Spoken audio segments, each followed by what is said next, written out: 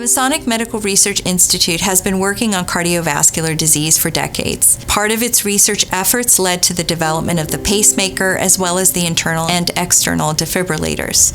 In addition, we have helped resolve some of the pharmaceuticals and therapeutics that are being currently used to treat patients that have heart failure and hypertrophic cardiomyopathies. So our laboratory focuses on molecular biology and molecular signaling. We're very interested in understanding what causes heart disease and if there are genetic abnormalities that can lead to those disorders. In particular, we study pediatrics in children who have congenital heart defects that are associated with a class of diseases termed RASopathies. So my research focuses on heart health, and what we're really interested in is understanding how the muscle of the heart communicates to blood vessels the need for more oxygen.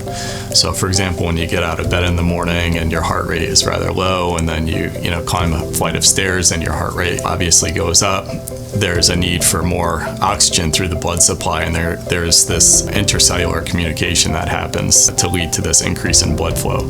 And when that doesn't work correctly, that can initiate or exacerbate disease. So a primary focus of ours is understanding the regulation of myocardial perfusion, and really we're focused at the interface of metabolism, and in particular intermediary metabolism, and how that regulates electrical signals in the vasculature to promote increases in blood flow, and trying to understand that in health and disease states. My cardiovascular research focuses on a number of different areas, including heart attack and issues with clotting, including deep vein thrombosis and pulmonary embolism. I work with a lot of collaborators both internally and externally to develop both molecular imaging agents and drug delivery vehicles to treat all of these cardiovascular diseases. The Kessinger Lab focuses on cardiovascular research questions like pulmonary embolism and deep vein thrombosis and how inflammation affects those things. We use innovative techniques such as molecular imaging, intravital microscopy, and in vivo translational imaging techniques such as micro-CT, ultrasound, and in vivo whole body fluorescence.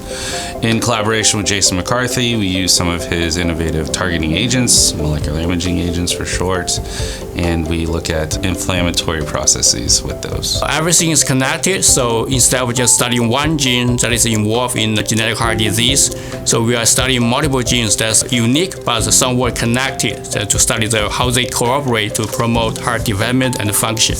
So our cardiovascular research, we do two things. One is to regenerate the heart. The other is to reduce the injury when the heart have a heart attack. Cardiovascular disease affects 1 in 3 individuals in our lifetimes. It also kills 500,000 people every single year.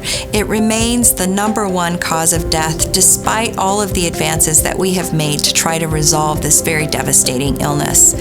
The issues now are becoming more important because they're targeting our children. Obesity and diabetes are also going to end up causing cardiovascular disease in individuals, and that will eventually lead to a devastating number of people that will develop cardiovascular disease in the future. We've been solving this various family of disorders for the last 20 years and are proud to say that we're very close to coming to therapeutics that can help these families in dealing with some of the devastating cardiovascular effects that they have.